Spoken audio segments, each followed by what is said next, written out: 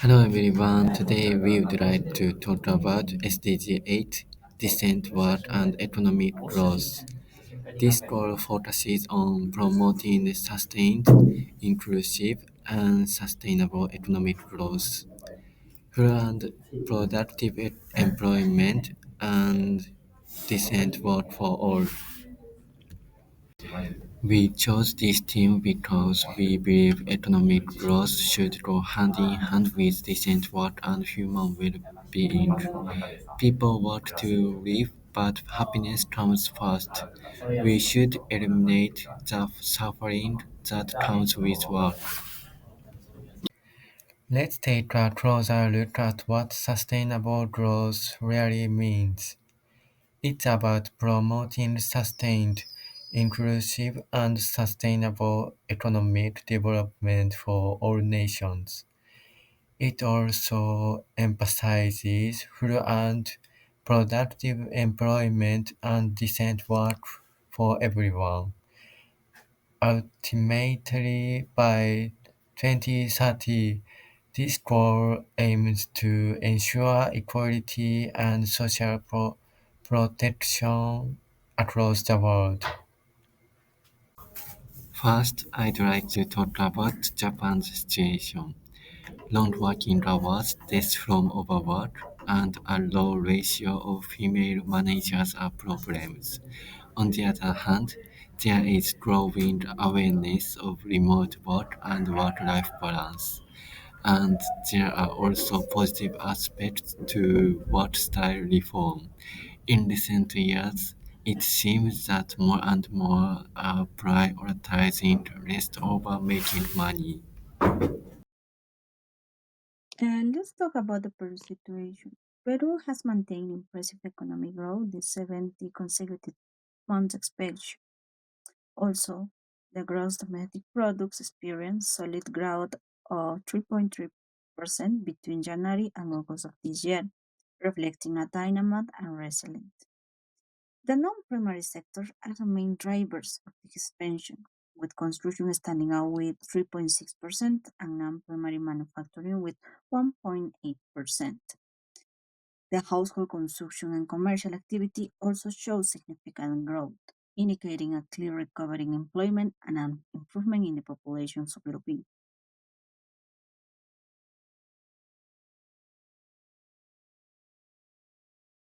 Well, let's talk about the current economic landscape of Peru.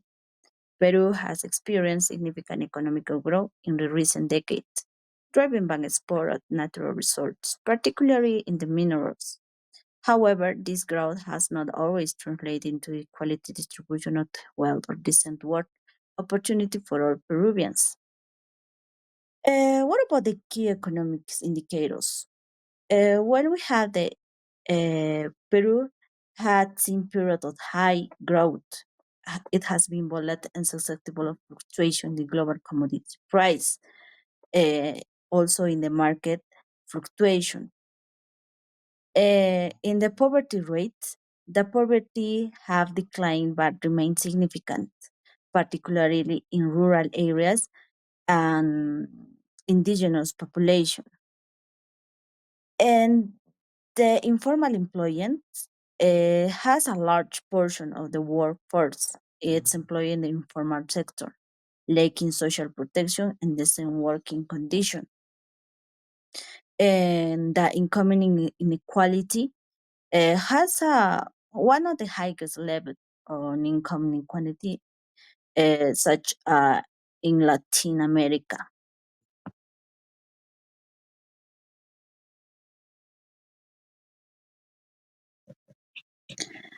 About the challenges to achieving SDG 8 in Peru, about the climate change, disrupt economic activities and livelihoods. The high informality, more than 7% of the workforce in some sectors lacks contract and formal benefits.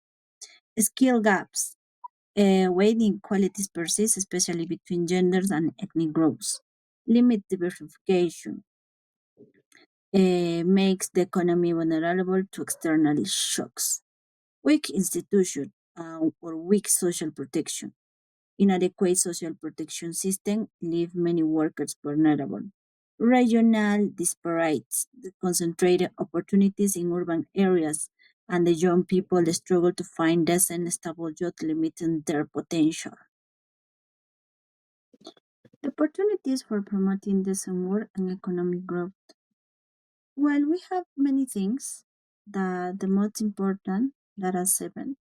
The the diversification of the economy is investing in sector beyond natural resources, investment in education and skill development, like improving education and vocational training. Other formalization of the economy, especially changing the policies and how we do the business, promoting on the entrepreneurship, sustainable tourism, like promoting tourism that can we protect the environmental green economy, investing in renewable energy and sustainable agriculture that is more important in many sectors of Peru.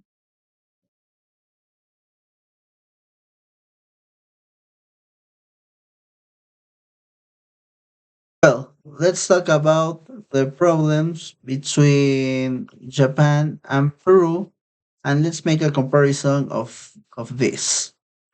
For example, Peru has a lot of problems, and these are the main problems. The high labor informality, over 70 of workers lack formal contracts or benefits. Most of them overwork beyond their formal hours.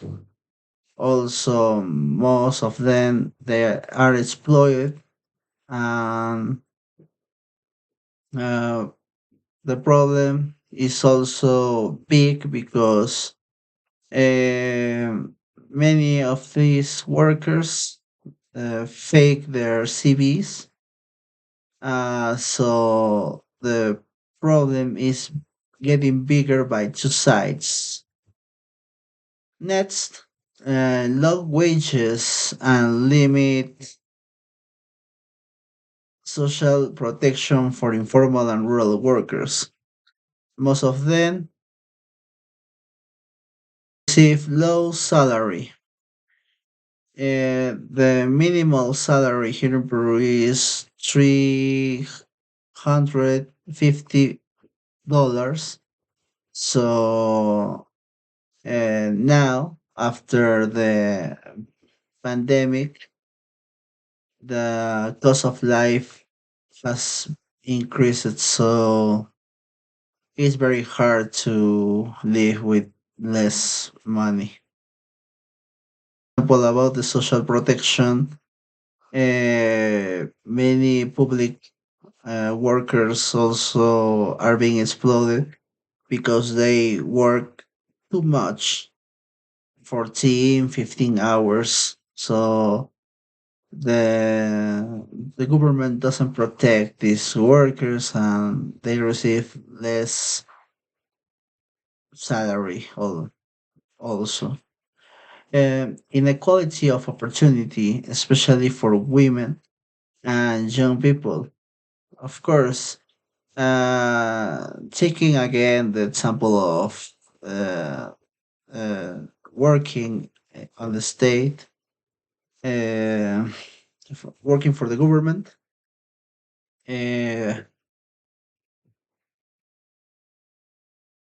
the uh, old uh, workers make syndicates, so they don't want to receive a renewal of people. So also they are working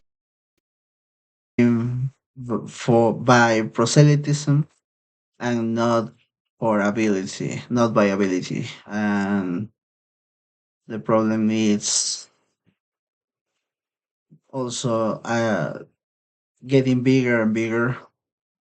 Low labor productivity due to weak education systems and technological gaps.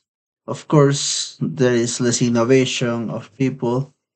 Uh, they also just to copy their thesis. So it's very hard to be successful here.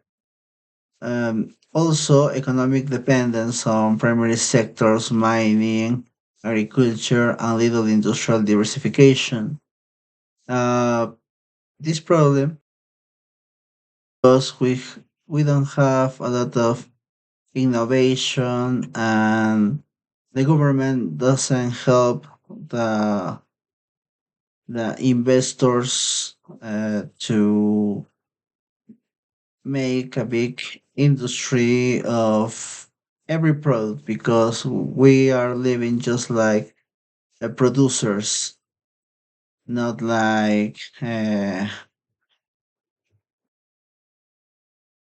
real manufacturers. And less of this, political and economic instability discouraging long-term invest and formal job creation. Uh, Sometimes uh, here in Peru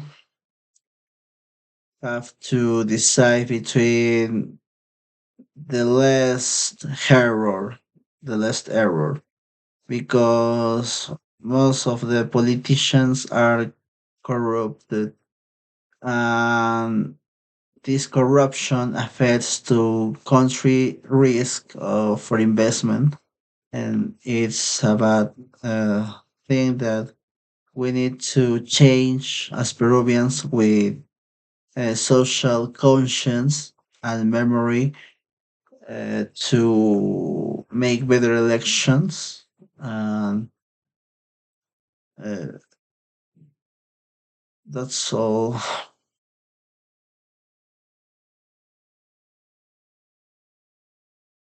Well, let's talk about the main problems in Japan.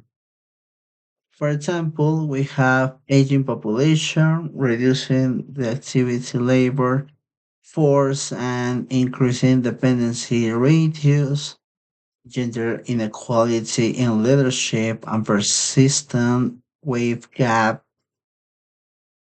overwork culture, also known as karoshi, leading to health and mental well-being issues, low productivity in traditional sectors despite advanced technology in others, labor shortage due to declining birth rates and limited immigration, rigid corporate culture, resistant to flexible work, and foreign labor integration.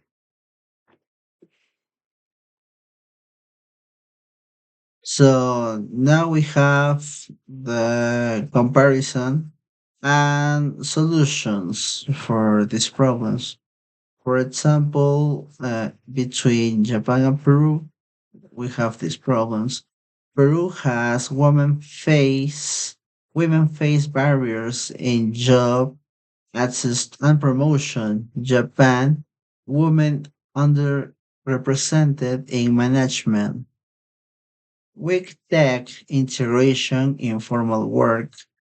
Japan, traditional sectors lack in innovation. Peru, multiple jobs, long hours, low income. Japan, excessive working hours, mental fatigue. Peru, limited job opportunities. Japan, job disinterested or withdrawal, hikikomori.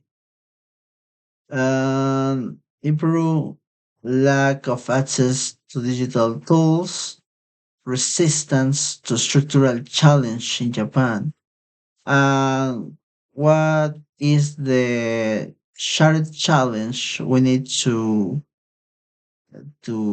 practice in our countries is gender inequality in labor participation. We need to change this.